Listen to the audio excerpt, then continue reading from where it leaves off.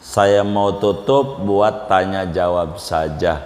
Ada yang ditanya mungkin dari materi ini atau di luarnya, dipersilahkan. Baik, apakah zikir tasbih, tahmid, takbir yang jumlahnya 33 juga ada pada sholat duhur, asar, dan isya?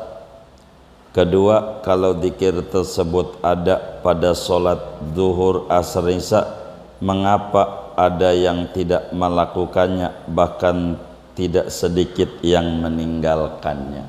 Baik, Imamun Nawawi di dalam kitab Al-Adhkar An-Nawawiyah, begitu juga As-Sayyidi Syekh Al-Habib Ali Khirid Al-Husaini di dalam kitabnya Al-Wasail Asy-Syafiyah menjelaskan aurad-aurad ba'da salat yang diajarkan oleh Nabi. Banyak. Apakah tasbih ini ada dalam semua solat? Secara jujur ada.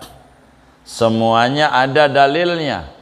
Semua solat wiridanto. Begitu. Ada dua riwayat. Tasbih, tahmid, takbir. Pertama ada yang riwayat 11. Jadi makanya ada tasbih yang perputarannya 33 doang. Itu satu. Ada juga yang riwayat 33. Riwayat 33 ada dua. Pertama, tasbih 33, tahmid 33, takbir 33. Ditutup dengan Allah Akbar kabiro. Kedua, ada riwayat tasbih 33, subhanallah, alhamdulillah 33, Allahu Akbar 34. Jadi pas 100 sebelum Allahu Akbar kabiro. Itu riwayat-riwayat dari Nabi berbicara bacaan. Di antara wiridan itu ba'da salat yang diatur adalah semua solat. Nanti saya ambil dulu maghrib, subuh. Baik, wiridannya tergantung. Istighfar dohor, asar, maghrib, bisa subuh ada. La ilaha illallah wa la syarikalah yang langsung diajarkan Nabi hanya maghrib dan subuh 10 kali. Maghrib, subuh 10 kali. La ilaha illallah wa la syarikalah, lahul mulku wa lahul hamdu yu'mit wa ala kulli syai'in qadir. Maghrib 10, subuh 10. Ada riwayat dan ini dipakai oleh Imam Haddad tapi kurang kuat, ba'da asar. Imam Haddad selalu ba'da asar, Abdullah sakalanya 10. Itu begitu.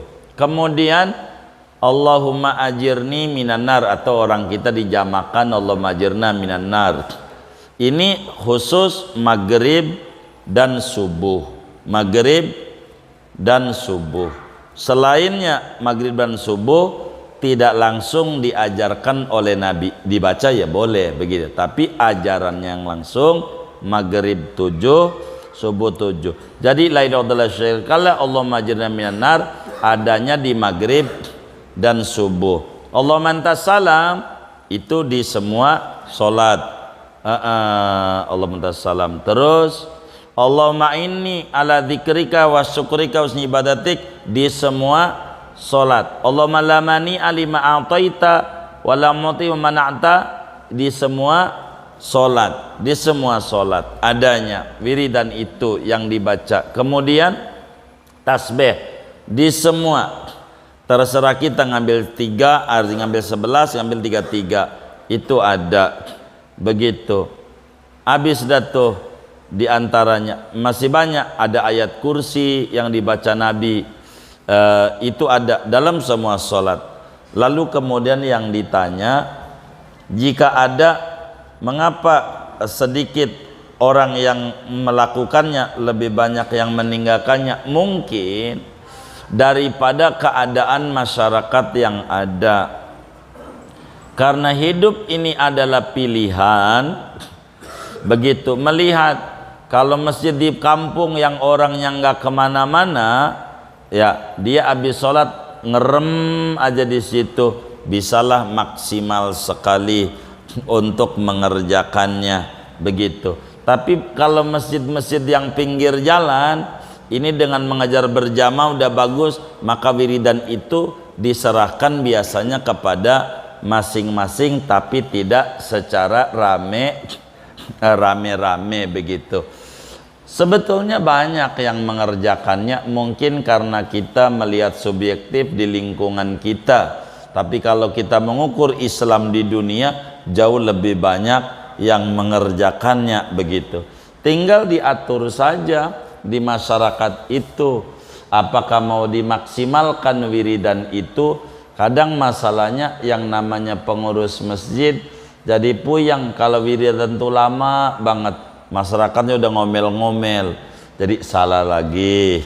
Makanya kalau kita mau ngamalin, silakan. Yang tasbih ini besar ganjarannya. Sebetulnya kalau tasbih, tahmid dan takbir ini mau tidur juga ada ajarannya. Mau tidur, Sayyidah Fatimah Zahra diajarkan oleh Rasulullah Sallallahu Alaihi Wasallam sebelum tidur baca tasbih 33, apalagi Alhamdulillah 33, Allahu Akbar 33. Habis itu baca kulhu 3, falak 1, An-Nas 1. Kalau kita baca ratib, habis sisa udah jadi aja. Karena itu udah masuk doa-doa keselamatan ketika kita tidur biar semuanya selamat. Itu diajarkan. Bahkan kalau baca tasbih 33, tahmid 33, Allah Akbar 33 sebelum tidur, itu alamat rezekinya makin berlimpah. Waduh, tendanya makin maju, dekornya makin maju kalau sebelum tidur baca begitu. Karena itu yang diajarkan Nabi untuk kemudahan kehidupan kepada Sayyidah Fatimah Zahra radhiyallahu taala anha.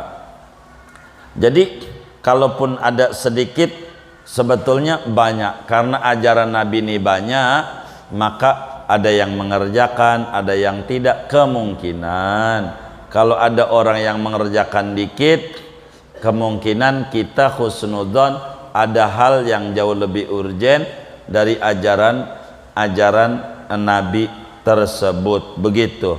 Jadi sebetulnya kalau ditanya ya ada, jalanin aja kita. Kalau kita sudah masyarakatnya jadi, tahu masyarakat jadi emang udah itu aja dan semuanya demen, hobi semuanya, jalanin aja itu sampai kelar. Mau dohor, mau asar. Jadi kalau dohor bacanya begini kurang lebih, Astagfirullahaladzim 3 kali, langsung Allahumma antas salam, begitu. Allahumma la mani lima a'taita, Allahumma ini, nggak boleh tinggal Allahumma ini nih. Dijamain aja, kesilakan. Kalau saya biasanya mufradin, Allahumma inni ala dzikrika wa syukri wa husni ibadatik, baru ila rabbi subhanallah 33, alhamdulillah 33, Allah akbar 33, tutup amallahu akbar kabira, dah doa Fatihah doa. Itu begitu. Seperti apa yang sudah dibagikan buku tuntunan daripada sholat zikir, sholat 5 waktu. Itulah diantara yang ada. Kalau subuh dan maghrib jauh lebih luas, sehingga cukup panjang aurad-auradnya. Kalau kita demen, subuh itu yang paling tinggi di antara aurad adalah doa-doanya sesudah wirid yang ini nih, baca wirdul latif. Itu wirdul latif itu wiridan Rasulullah sesudah subuh. Ada satunya lagi namanya wirdul kabir. Itu apa itu wirdul kabir? Wiridan Rasulullah sesudah subuh. Ini kami belum bagikan sampai sekarang wirdul kabir. Kenapa? Kalau kami bagikan, kami bingung di Jakarta. Begitu dengan teman-teman yang super sibuk bekerja. Karena wirdul kabir itu real, dari mulai habis sholat subuh selesai wiridan itu baca wirdul kabir, rapi-rapi jam 7 baru keluar dari masjid. begitu jam 7 begitu. Ini mau yang udah doyan banget sama ibadah, luar biasa itu. Ada sih yang keluar juga tengah 8, itu karena habis sholat subuh tidur di masjid, gak ada yang bangunin gitu. Itu bukan karena wirid, karena tidur di masjid kagak ada yang bangunin, maka tengah 8 keluar dari masjid, bukan dari wirid. Jadi wirdul kabir nih wiridan Rasulullah yang cukup lengkap, dikumpulin semua habis sholat subuh oleh Imam Haddad. Yang kami bagikan itu wirdul latif dan ratibul haddad, begitu. Itu paketnya pas. Kalau saudara pahami, bila di ratibul haddad la ilaha illallah wa la syarikalah sebagai bacaan pertama, itu di wirdul latif bacaan terakhir. Kalaupun ada tambahan doa Nabi Khidir bismillahi masyaallah, ini tambahan, tidak langsung dari Imam Haddad. Imam Haddad mentok di la ilaha illallah la syarikalah. Bila di ratib haddad terakhirnya kulhu falak anas, itu menjadi bacaan pertama wirdul latif. Jadi maketnya begitu, maketnya.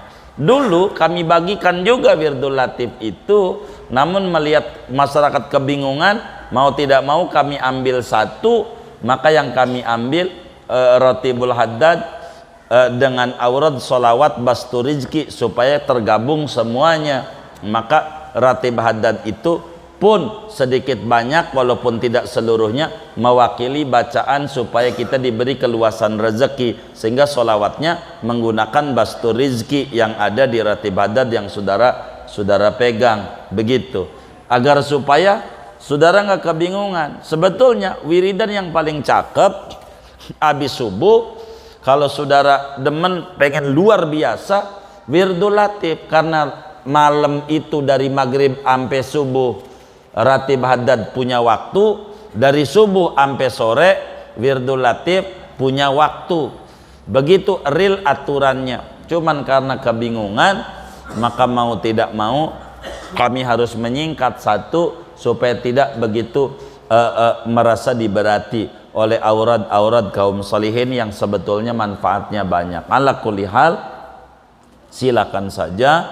diamalin. Bagi imam amalin itu wiridan tasbih itu silakan jangan ditinggal, karena itu adalah aurad-aurad dubura kulli shalah daripada Rasulullah sallallahu alaihi wasallam. Adapun orang meninggalkan, banyak kalau mau ngomentari orang, ada yang meninggalkan ba'diyah, ada yang meninggalkan ini, ada yang meninggalkan tahajud, ada yang meninggalkan duha, banyak kalau ngomong sunnah-sunnah Nabi yang banyak ditinggalkan. Tapi tugas kita ini merapihkan diri kita, mana yang kita keburu amalin dari ajaran Nabi, amalin pelan-pelan setahap demi setahap, agar supaya kita menuju sebuah kesempurnaan.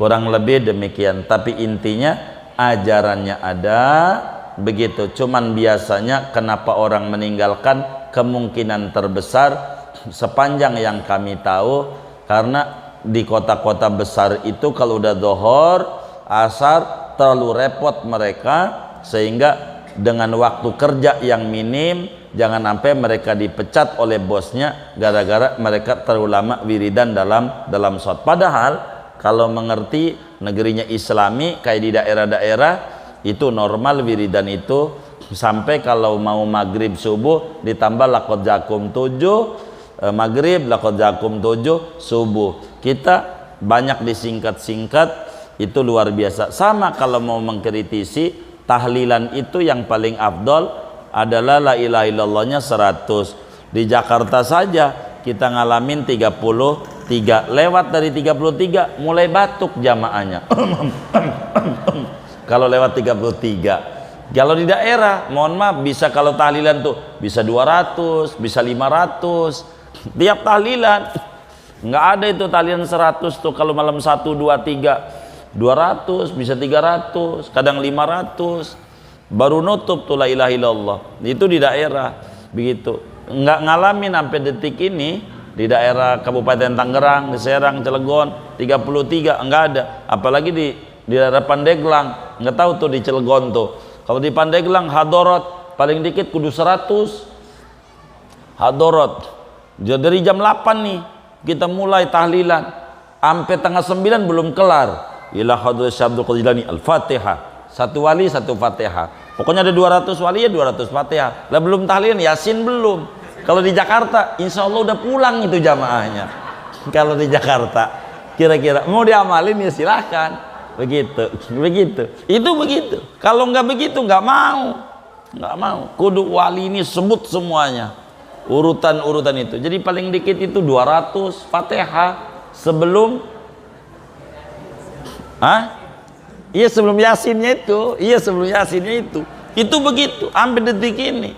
Saya bilangin aja, takut saudara main di rumah temennya di Pandeglang mimpin Nabil Fatih Yasin, aduh ditawakan ditinggal orang.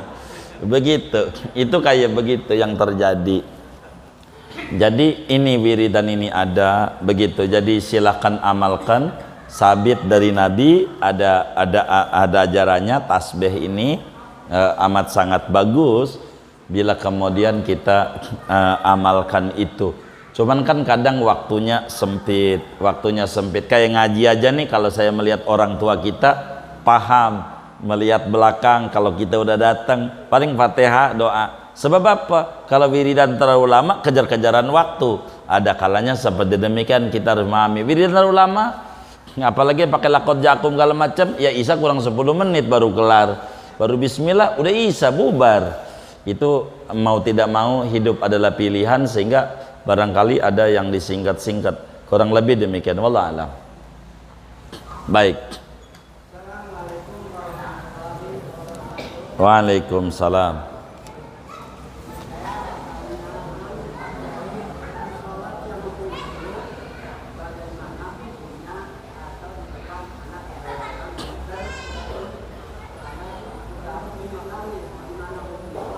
Apa tuh?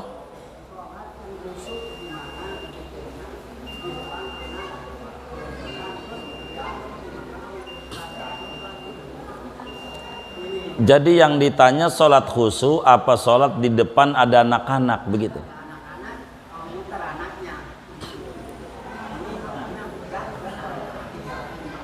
Iya, jadi yang ditanya nih hukum garuk-garuk sampai 5 kali apa sholat khusyuk?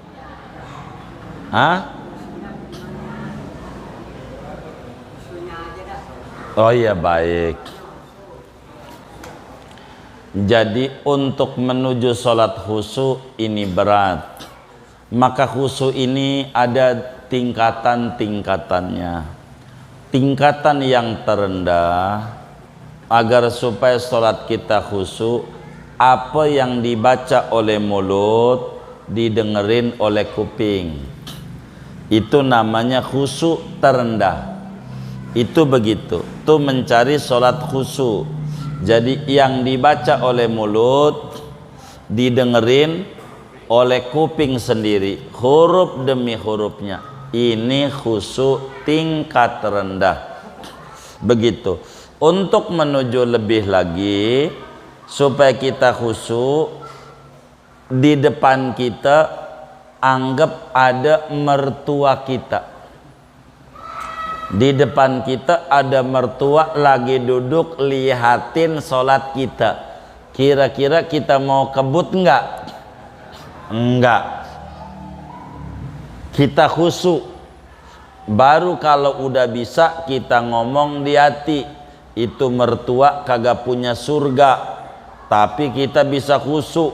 Masa ama Allah yang punya surga kita enggak khusyuk? Emang tinggian mertua ama Allah. Ini cara-cara untuk menuju sebuah kekhusyuan dalam sholat.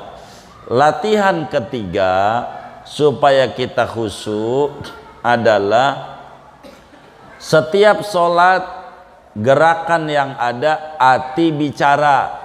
Bagaimana hati bicara tuh? Allahu Akbar, kata hati, abis ini doa iftitah. Selesai iftitah, abis ini ajaran Nabi a'udhu. Abis a'udhu selesai, hati Fatihah. Abis Fatihah, ni amin. Abis amin, ni surat. Abis surat, ni ruku. Hatinya terus bimbing begitu, biar enggak kemana-mana. Wis enggak bakalan ingat mau musik gede ke samping masjid, mau kayak apa ke bunyi handphone. Karena kita sibuk sama diri, sendiri.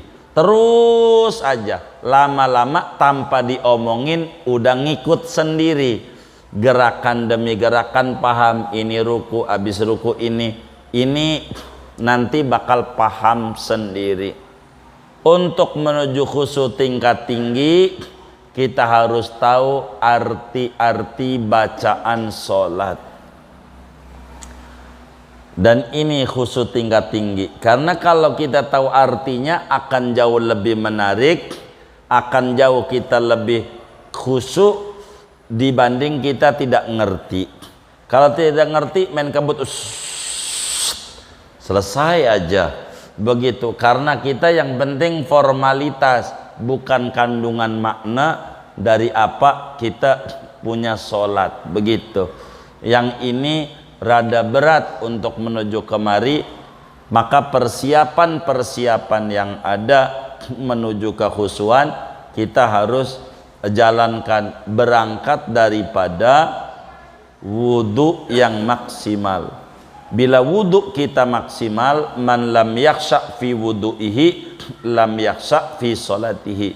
Siapa yang wudunya kurang rapih, untuk mencari sholat khusyuk rada berat.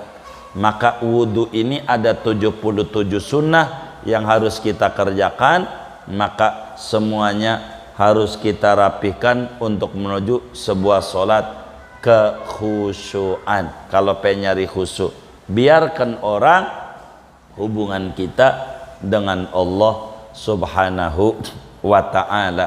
Orang khusyuk bukan berarti tidak tahu orang yang di sebelahnya. Wong kuping mewaras.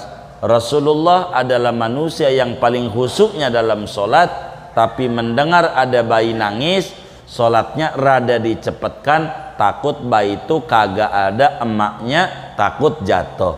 Itu bukan berarti tidak khusyuk.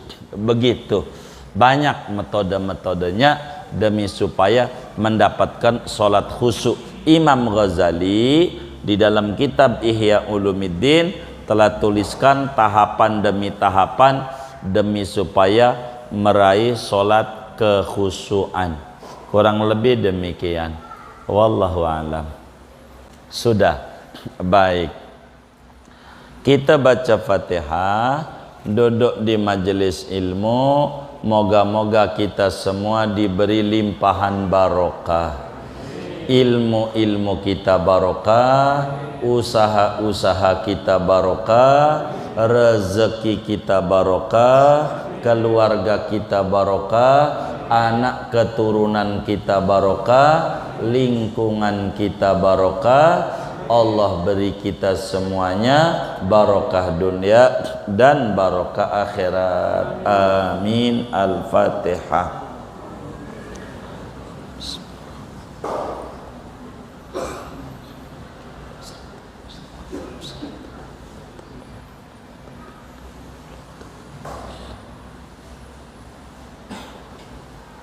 Allahumma rabbana taqabbal minna ta'limana wa ta'allumana wa du'ana wa jami' amalina wa tamim taqsirana ya Allah ya Arhamar Rahimin.